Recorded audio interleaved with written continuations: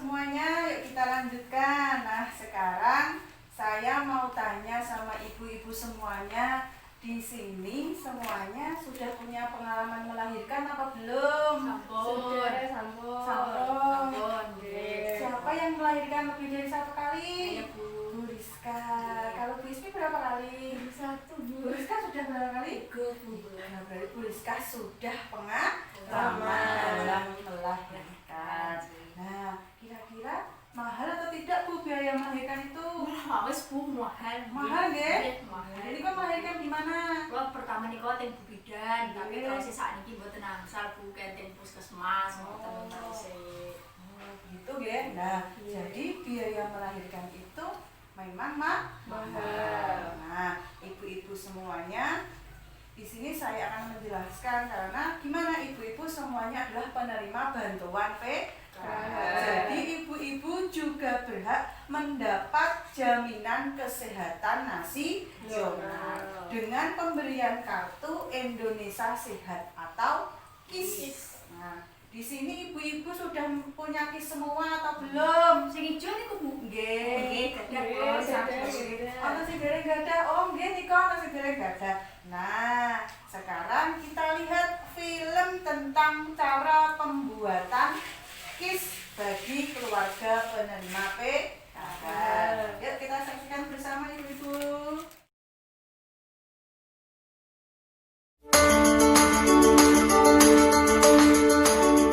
Kita patut bersyukur bahwa mulai 1 Januari 2014 negara kita sudah punya sistem jaminan kesehatan nasional atau JKN. Melalui JKN, pemeliharaan kesehatan kita terjamin. Bila sudah menjadi peserta JKN, kita cukup menunjukkan kartu peserta saat berobat untuk mendapatkan pelayanan kesehatan. Tetapi tentu saja ada prosedur dan batasannya.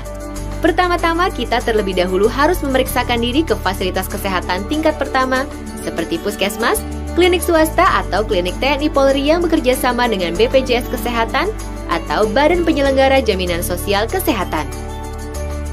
Ingat, kita harus memeriksakan diri ke fasilitas kesehatan tingkat pertama terlebih dahulu. Jangan langsung ke rumah sakit kecuali dalam kondisi darurat. Di fasilitas kesehatan tingkat pertama ini, kita bisa mendapat pelayanan sebagai berikut. 1. Kita bisa memeriksakan diri, mendapat pengobatan atau melakukan konsultasi medis. Kedua, kita bisa mendapat tindakan medis. Ketiga, kita bisa mendapat transfusi darah sesuai kebutuhan medis. Keempat, kita bisa menjalani rawat inap tingkat pertama sesuai dengan indikasi medis. Kelima, kita bisa mendapat pemeriksaan penunjang diagnostik laboratorium tingkat pertama. Kita akan dirujuk ke rumah sakit yang bekerja sama dengan BPJS Kesehatan apabila kita memerlukan tindakan lebih lanjut. Layanan yang bisa didapat di rumah sakit adalah sebagai berikut. Pertama, kita bisa memeriksakan diri, mendapat pengobatan atau melakukan konsultasi medis dengan dokter spesialis. Kedua, kita bisa mendapat tindakan medis oleh dokter spesialis sesuai dengan indikasi medis. Ketiga, kita bisa pula mendapat rehabilitasi medis serta transfusi darah. Keempat, bagi yang harus rawat inap, kita bisa mendapat pelayanan di ruang non-intensif maupun di ruang intensif. Tentunya ada pelayanan kesehatan yang tidak dijamin JKN antara lain pelayanan kesehatan tidak sesuai prosedur, pelayanan kesehatan di fasilitas yang tidak bekerja sama dengan BPJS, pelayanan kesehatan di luar negeri, pelayanan kesehatan untuk mendapatkan keturunan, pelayanan kesehatan untuk tujuan kecantikan, gangguan kesehatan atau penyakit akibat ketergantungan obat dan atau alkohol, pengobatan alternatif. Ingat, beberapa contoh kasus tersebut tidak dijamin JKN. Seluruh rakyat Indonesia wajib ikut program JKN sebagai wujud kepedulian sosial dalam bentuk gotong royong untuk membiayai pemeliharaan kesehatan. Pendaftaran dimulai pada 1 Januari 2014. 5 kelompok berikut ini otomatis menjadi peserta JKN. 1. Anggota TNI dan PNS di lingkungan Kementerian Pertahanan beserta anggota keluarganya. 2. Anggota Polri dan PNS di lingkungan Polri beserta anggota keluarganya. 3. Peserta ASKES yakni semua pegawai negeri sipil di Indonesia beserta anggota keluarganya. 4. Peserta JPK Jamsostek beserta anggota keluarganya. 5. Para penerima bantuan iuran atau PBI. Peserta di luar kelompok tadi yaitu pegawai swasta lainnya, pekerja bukan penerima upah dan bukan pekerja, dapat mendaftarkan diri di kantor BPJS Kesehatan terdekat baik secara perorangan maupun kelompok. Caranya, isi formulir registrasi, BPJS Kesehatan akan memberi Anda nomor virtual account. Lalu lakukanlah pembayaran ke salah satu bank yaitu BNI 46 atau BRI atau Bank Mandiri dengan mempergunakan virtual account tersebut. Setelah membayar, serahkan bukti bayar ke kantor BPJS Kesehatan tempat mendaftar untuk mendapat kartu peserta JKN. Masyarakat miskin dan tidak mampu yang sudah terdaftar sebagai peserta penerima bantuan iuran atau PBI, iurannya dibayarkan oleh pemerintah. Saat mendaftar ada 3 kategori iuran JKN yang bisa dipilih. Pertama, iuran Rp59.500 per orang per bulan untuk mendapat pelayanan di ruang perawatan rumah sakit kelas 1.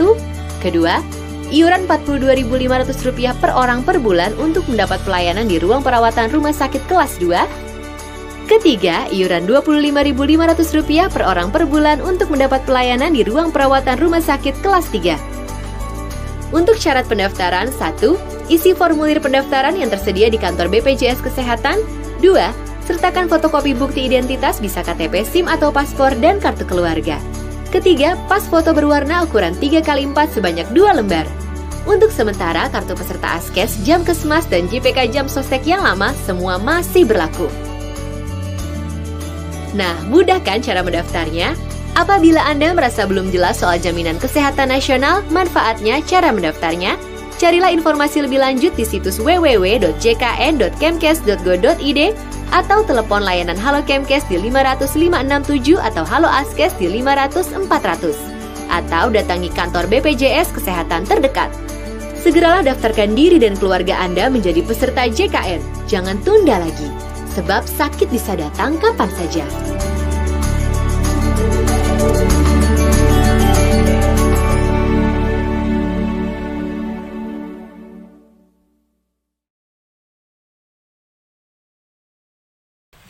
Ibu-ibu tadi sudah dilihat semua ya, film tentang cara pembuatan KIS. Nah, sekarang kita bisa lihat di peringkat 1.8. Yuk kita lihat sama-sama di sini. Ada peringkat 1.8. Kita baca yuk sama-sama. Kita baca sama-sama saja biar terdengar jelas. Siapa yang mau membaca, ibu-ibu? Saya Bu. Ya, Bu Ismi, terima kasih. Bacakan. Oh itu Bu. Daftarkan keluarga menjadi anggota Jaminan Kesehatan Nasional atau JKN. Cara pembuatan kartu BPJS PBI. 1.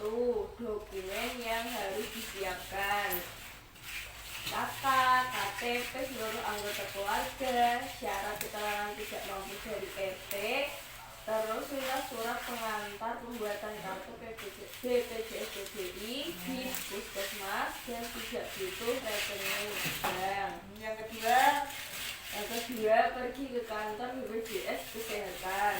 yang ketiga, kartu BPJS Anda jadi. Nah, itu tadi cara pembuatan kartu BPJS PBI. Nah, ibu-ibu, kalau ibu-ibu melahirkan kan pasti ibu-ibu menambah anggota baru ya. Jadi ibu punya bayi. Nah, bayi dari ibu pemilik KIS otomatis menjadi peserta penerima bantuan iuran PBI, Jaminan Kesehatan atau JKN, dan berhak menerima pelayanan pendaftaran dengan prosedur suami atau anggota keluarga dibuktikan dengan kakak. Jadi kalau ke sana dibuktikan dengan ibu membawa kakak. Sudah punya kakak semua ya? Nah, itu dibuktikan. Nah, setelah itu ibu-ibu biasanya yang mengurus bapaknya ya, Pak Nuril nanti diurus sendiri kalau ibunya melahirkan ya. Dengan datang, bapaknya yang datang ke BPJS Kesehatan. Dokumen yang dibawa tadi apa yang pertama? Kakak. Terus ada lagi Bu kelupaan, dokumen asli surat keterangan tanda lahir atau SKTL yang dibuat di tempat melahirkan. Terus yang kedua, menunjukkan kartu peserta BPJS Kesehatan dari ibu kandung yang melahirkan. Kartu BPJS-nya ibu atas nama ibu dibawa. Terus kemudian mengisi daftar isian peserta atau disebut DIP. telah ditandatangani oleh salah satu orang tua dari bayi yang baru dilahirkan. Kemudian pengisian NIK pada bayi pada PBI menggunakan nomor KK dari orang tua bayi yang baru lahir. Ya, jadi kalau sana kartu kakaknya yang nanti juga dibawa, Ibu jangan lupa. Keluarga PKH yang memiliki KIS wajib melaporkan perubahan nama bayi dan perubahan nomor kartu keluarga dengan NIK bayi yang baru lahir selambat-lambatnya 3 bulan sejak mendapatkan KIS. Selambat-lambatnya berapa bulan, Bu? 3 bulan. Oke. Terus kemudian jika ada peserta yang belum menjadi peserta JKN, maka peserta dapat mendaftarkan diri menjadi anggota JKN. Jadi yang belum terdaftar pada JKN bisa mendaftarkan diri ya Ibu-ibu semuanya ya Pak. Nah, caranya dengan membawa tadi fotokopi kartu keluarga atau KTP seluruh anggota keluarga ya, dibawa semuanya, fotokopinya dilengkapi. Kemudian surat keterangan tidak mampu dari RT atau desa atau kelurahan. Kemudian surat pengantar pembuatan kartu JKN atau BPJS PBI dari Puskesmas. Nah, kemudian jika persyaratan pembuatan kartu JKN BPJS PBI sudah lengkap, langkah selanjutnya ada lagi, yaitu bawa dokumen ke kantor BPJS terdekat, ke kantor atau ke kantor dinas sosial. Nanti bapaknya yang mengurus, biasa soalnya ibunya masih dalam masa pemulihan. Kemudian setelah bawa dokumen ke kantor BPJS atau dinas sosial, jenengan menyerahkan dokumen dan mendapat jadwal untuk datang kembali. Jadi nanti jenengan dijadwal, jenengan kesini lagi, balik kesini lagi tanggal berapa? Itu tadi nanti akan dijadwalkan dari kantor BPJS.